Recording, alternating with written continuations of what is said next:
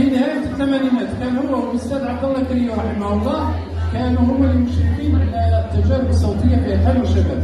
جيت أنا من تجنات ولاية ميلا حوالي 400 كيلومتر في الترام باش نمشي الصباح راح القصر بالحدود ندير لاشين ماشي كبير. وصلت باش نغني بيتي من بيتي، وصلت باش نغني قالوا لي حضرنا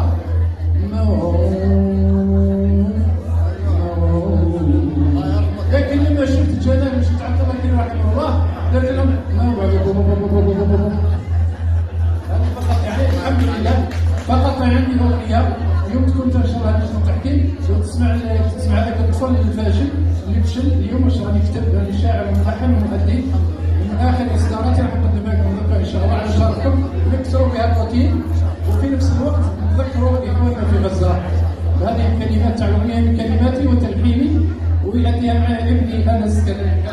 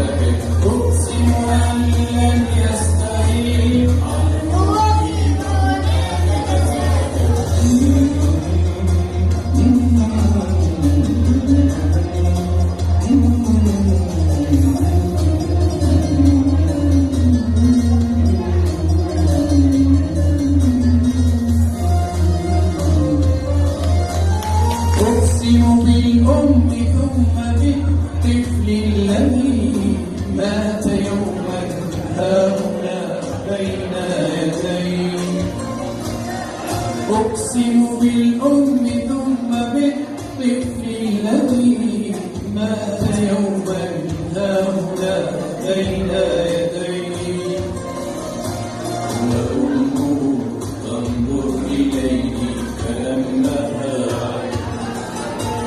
وأمه تنظر إليه كأنها تقول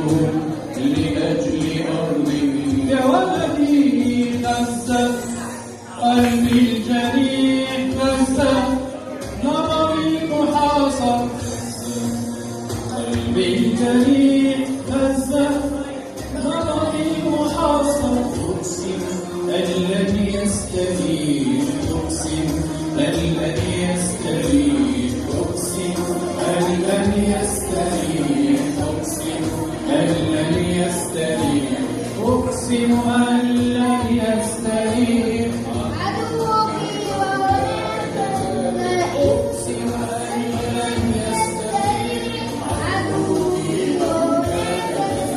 تحية الجزائر والنصر الفلسطيني. شكرا جزيلا. شكرا. اعطينا رايك دكتور كاف.